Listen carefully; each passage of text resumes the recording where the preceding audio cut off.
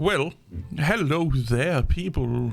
We're going to talk about Linux is great, how great Linux is. I have been around Linux, been listening to Linux, talking to Linux experts, talking to Linux IT professionals for close to 25 years now. So I've been around almost since the beginning and seeing what Linux was back then and what it is today, what the target group was there back then and what it is today. What Linux morphed into over the years, and Linux morphed into some great technologies. Linux actually became not dominating, but prominent in a lot of places. And I'm going to talk about these places because I'm going to talk about the places or the situation where Linux is amazingly great. Where Linux is just one of the best, if not the best, tool at your disposal. For certain server rules, Linux is just amazing, especially web server and stuff like that.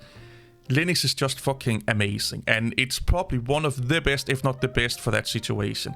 File servers, I will probably go a little bit with Windows on that area, and again, domain servers and stuff like that. There are specific technologies that Linux just really can't do, or Linux is not that well optimized for because they're proprietary technologies and they are optimized and built for proprietary systems. You get what I'm saying here. If we look generally at Linux on the server market, I will say that at least as on web server, the web technologies of servers, it's actually one of the best things you can use in the generalized server space. So if you have a DNS server or a virtual machine hosting server and stuff like that, I think it's on par with Windows as a generalized operating system for servers. A place where we probably all can agree upon that Linux is probably the best is IoT devices. Linux is amazing on IoT devices.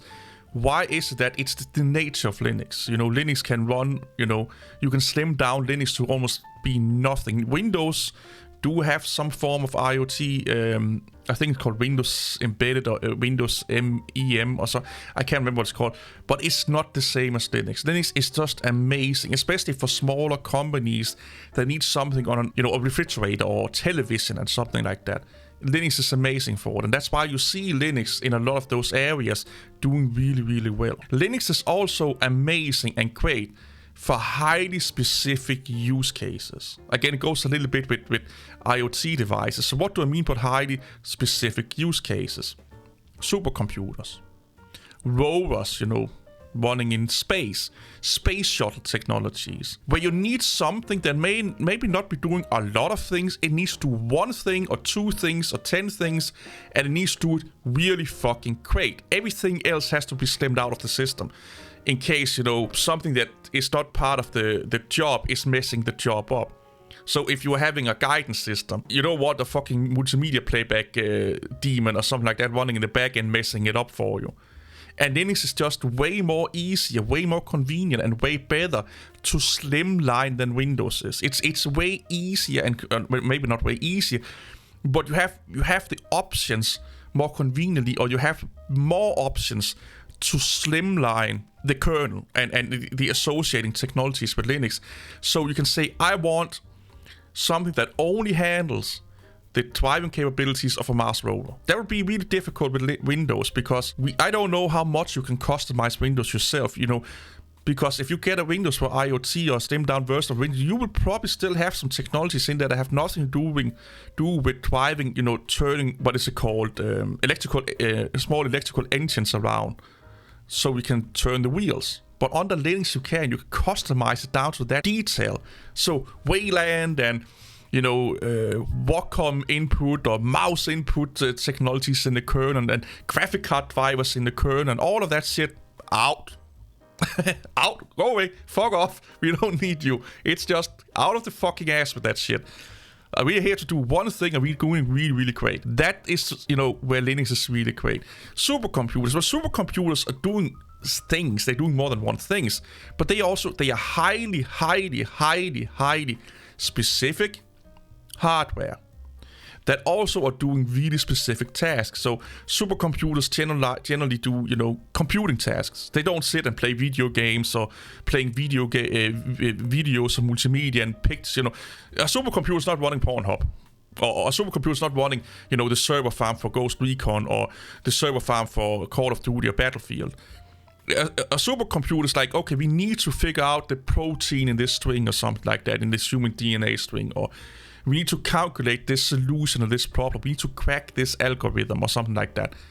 To a supercomputer. Watches. I don't know. I don't have my watches. Watches.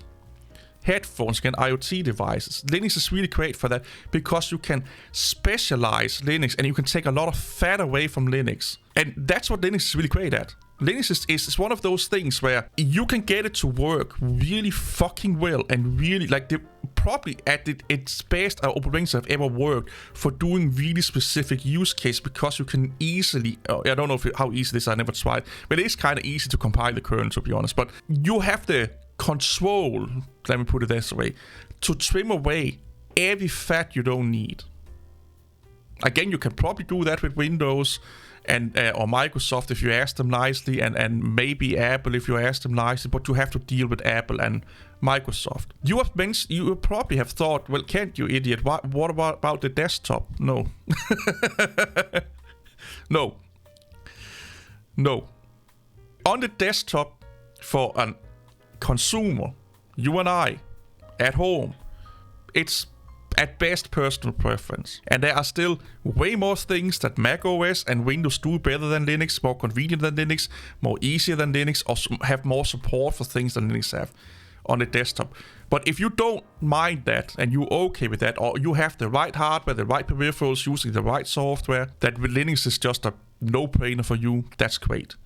But that don't make it a great or one of the best desktop operating systems. Because when we go into desktop operating systems, we now need a generalized computing operating system, as I started to calling it, aka a operating system that can do anything from being a little bit of a home server, to be a kid's computer, to be a mom computer, dad computer, a sister computer, a gaming rig, an editing rig, a coding rig. It needs to do all of these things. Linux is not great at that. It's okay, depending on what you're doing, your hardware, your peripherals. I have had, or still have, a lot of peripherals connected to my computer I still can't get to work under Linux. And I'm paying a lot of money for these peripherals to have these nice things. Yes, do I need LEDs and flashy things on my mouse that give me a fucking epileptic seizure every time I look at it? No. Do I need a keyboard that's so bright that my fucking eyeballs is being burned out of my brain or my head every time I look at it? No. But it's nice to have. It's nice to have. Do I need all of the fancy filters and compatibility stuff or fancy shit you can do with this webcam under the Windows software? I don't need it, but it's nice to have. And Linux are missing a lot of these nice to have things that people want. People want nice to have things on their desktop operating system. That's why it's not great there. But for everything else, it is. I will even say for coding, if you need a dedicated coding system, like, this is my laptop, my computer, I'm only going to code. It's 50-50. Depending on what you're coding. If you're coding Windows technologies, Windows is probably the best choice. If you're coding Mac technologies, Mac is probably the best choice. If you're coding Linux technologies, well, Linux is probably the best choice. If you're doing generalized coding, coding something for a backend on a server, or you're coding something for a rover, an IoT device, or something like that, I will probably personally go with Linux. But again, that's just for coders or developers. That's not, the broader audience. That's a really, again, a specific use case. I love Linux on those situations.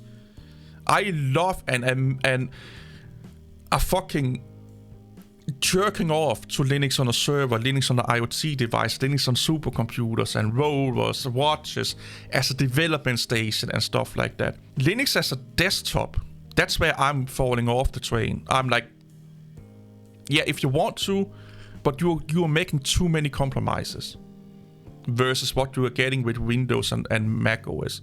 You are making too many compromises, in my opinion. Because now we're talking about a system that should just serve you and let you do stuff you want to do and let you do things that you need to do without you having to tinker, becoming an administrator, be worried about an update breaking something. You want a point-and-click operating system. You want a plug-and-play operating system. You want to be able to go to Target or whatever the fuck, Walmart, and buy a fancy fucking mouse or a fancy keyboard and just plug it in and everything of the fancy fucking bells and whistles that you don't need but you really want, you know it will work. That's what people want out of desktop operating system. Linux don't provide that. I hope you know what I'm coming from. This is my philosophy with Linux. This is why I love Linux. This is why I'm interested in Linux, because Linux is great. It's just not great on the desktop.